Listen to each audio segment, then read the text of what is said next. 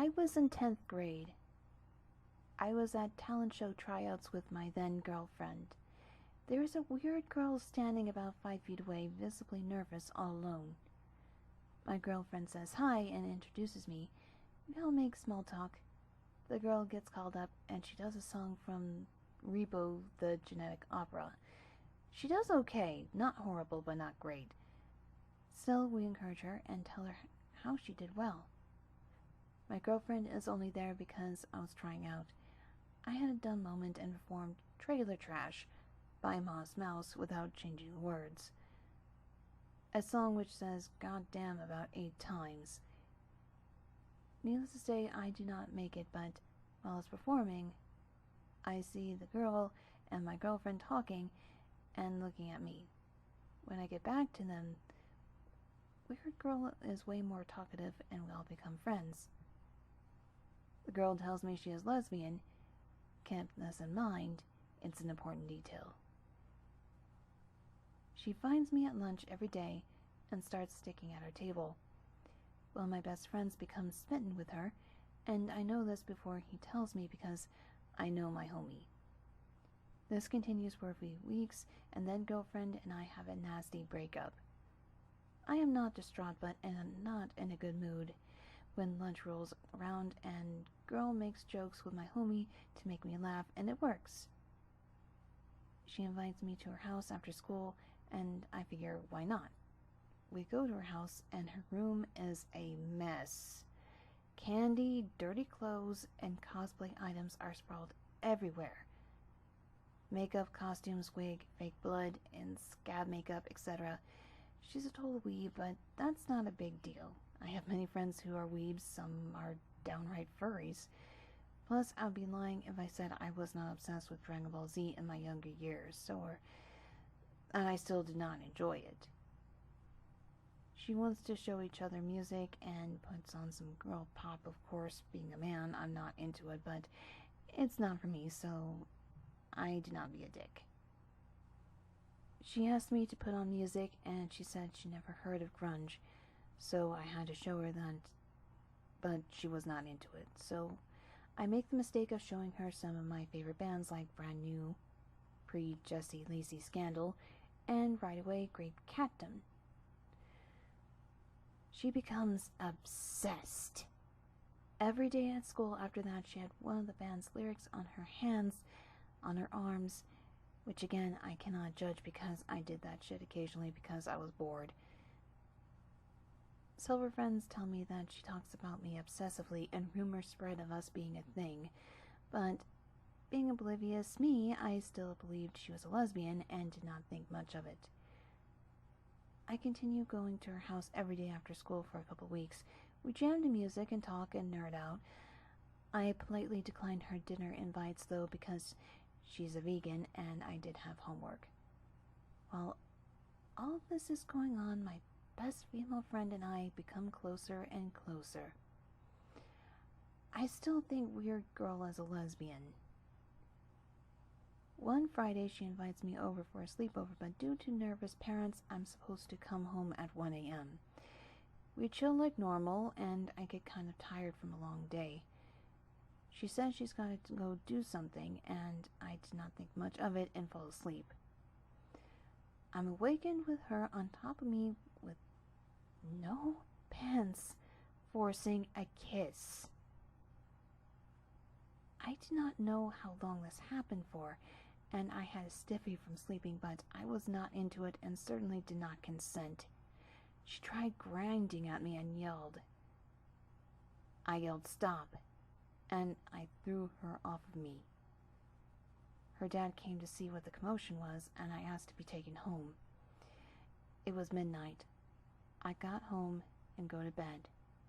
Just did not want to deal with it. When I wake up Saturday morning, I have about 48 messages, mostly texts but a few missed calls and 2 voicemails. She's apologizing profusely and claiming she was actually bi but did not like many men. It got creepier though because she was saying that she loved me over and over.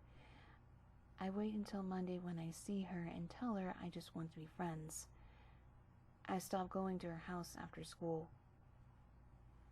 My homeboy is upset that she does not like him like she likes me, but he is not mad at me. I tell him what happened, and he's very surprised. I ask him to keep it a secret. The following Friday, I become Facebook official with my best female friend who, ironically, I am dating now, and we have a kid. I did a call from her. She screamed crying about how she loves me and she's going to kill herself. Admittedly, I felt bad, but I sure as fuck will not be emotionally manipulated, so I contact my homeboy and tell him what's going on since they're best friends, and while I do not want contact with her, I did not want her to slit her wrists or anything of that sort. I try to forget about it, but then school comes on Monday. Homeboy shows me photos. She carved my fucking name into her leg. It reads Joey Hart. There's blood everywhere on the photo, and it was so deep I know for a fact that shit is still there to this day. She tells everyone at school that I used her for sex and was manipulative, then threw her away for another girl. Many believe her. Epilogue. She flirts with my homeboy and acts like she wants to date him while talking to several other guys. Many people warn my homie, but he ignores it until a girl gets run by a train by 7 guys, and they send him photos and pics. She also falsely accuses another friend of mine of rape, and after a school-wide witch hunt, admits she lied for attention. I had a friend who I'd known since grade school and pretty close with until my sophomore year of high school, the time the cringe events take place. She was held back a grade when we were little, so she was entering her freshman year when I was a sophomore. We had gone to small private schools our whole lives together, and our high school was small as well, with class sizes being around 80 students per grade. Since a small percentage of the students were the weebs and neckbeards, they all conglomerated and became friends by default. During my freshman year, I would classify myself to be a weeaboo.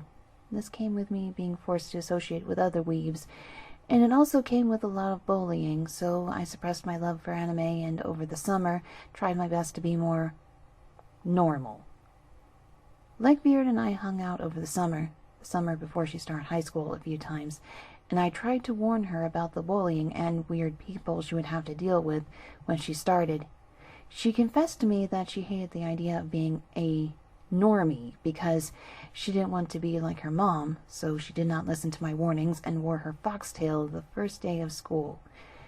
We started talking less and less until auditions for the fall play.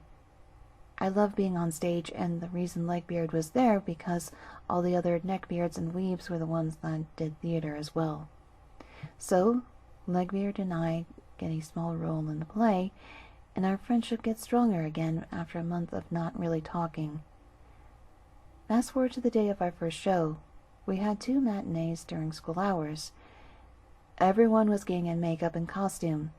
I had finished getting my makeup done, which took a while because our director was anal about everyone's makeup. Then I noticed that Legbeard had only her foundation on.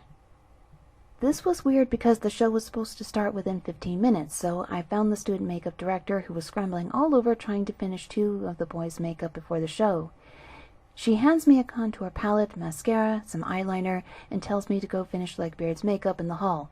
So I contoured Legbeard, which went fine. Then I said I had to start the eyeliner.